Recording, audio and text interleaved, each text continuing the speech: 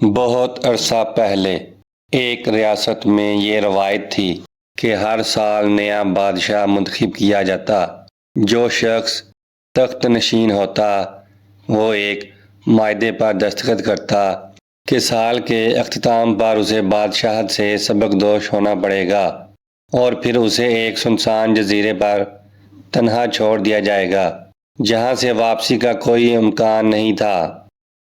جیسے ہی کسی بادشاہ کی مدت پوری ہوتی اسے شاہی لباس پہنایا جاتا، ہاتھی پر سوار کر کے شہر کا آخری دورہ کروایا جاتا اور پھر اسے جزیرے کی سمت روانہ کر دیا جاتا۔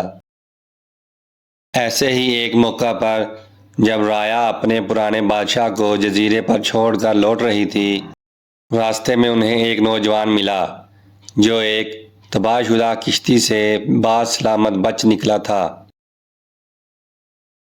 چونکہ بادشاہ منتخب کرنا تھا تو عوام نے اسے تخت نشین ہونے کی دعوت دی۔ پہلے تو وہ نوجوان جھجکا مگر حالات سے سمجھوتا کرتے ہوئے 1 سال کے لیے بادشاہ بننے پر آمادہ ہو گیا۔ اسے حکومت کے تمام اصول و ضوابط سے آگاہ کر دیا گیا اور یہ بھی بتا دیا گیا کہ مدت اقتدار مکمل ہونے پر اسے بھی اسی ویران جزیرے پر چھوڑ دیا جائے گا۔ بادشاہ بننے کے تیسرے دن ہی اس نوجوان نے اپنے وزیر سے درخواست کی کہ اسے وہ جزیرہ دکھایا جائے جہاں ماضی کے بادشاہوں کو چھوڑا جاتا رہا ہے۔ بادشاہ کی خواہش کے مطابق ایک خصوصی قافلہ روانہ ہوا۔ وہ جزیرہ خطرناک جنگلی حیات اور گہرے جنگلات سے بھرا ہوا تھا۔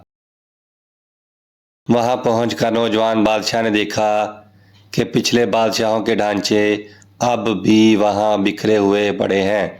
وہ لرز گیا مگر اس نے ہمت نہیں ہاری۔ واپس آ کر اس نے کچھ محنتی مزدور منتخب کیے اور انہیں ساتھ لے کر دوبارہ جزیرے پر گیا۔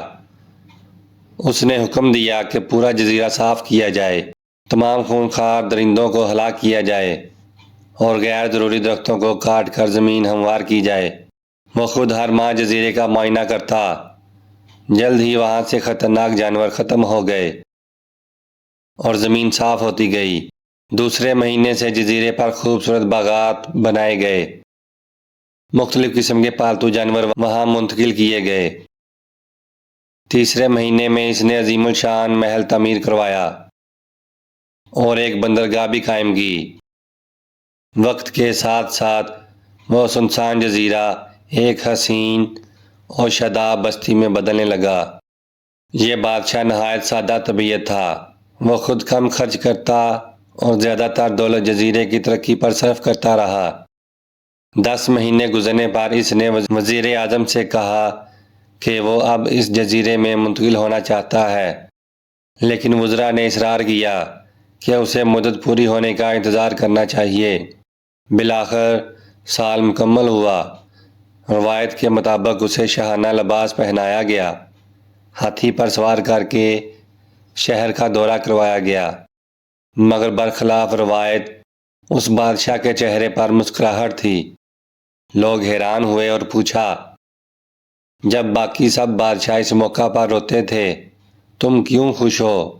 اس نے پرسکون لہجے میں جواب دیا، میں نے وہ دانا لوگوں کی بات سنی تھی کہ جب تم پیدا ہوتے ہو تو تم رو رہے ہوتے ہو اور دنیا ہنس رہی ہوتی ہے۔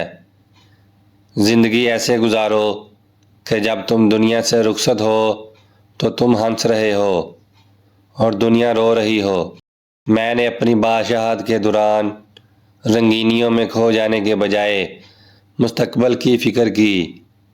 میں نے وہ جزیرہ جو دوسروں کے لیے موت کا پیغام تھا اپنے لیے جنت بنا دیا۔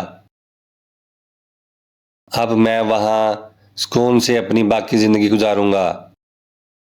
اسی لیے عقل مند وہی ہے جو عارضی شان و شوکت کو چھوڑ کر مستقبل کی تیاری کرتا ہے۔ میں نے بھی یہی کیا۔ تو پیارے دوستو، ہمیں بھی اس عارضی دنیا سے رخصت ہونا ہے، تو کیوں نہ ہم اس کی رنگینیوں کو چھوڑ کر اپنی آخرت کی فکر کریں اور اسے جنت بنا دیں۔ اگر آپ کو یہ کہانی پسند آئی ہے تو اسے لائک کریں، چینل کو سبسکرائب کریں اور اپنے دوستوں کے ساتھ زیادہ سے زیادہ شیئر کریں۔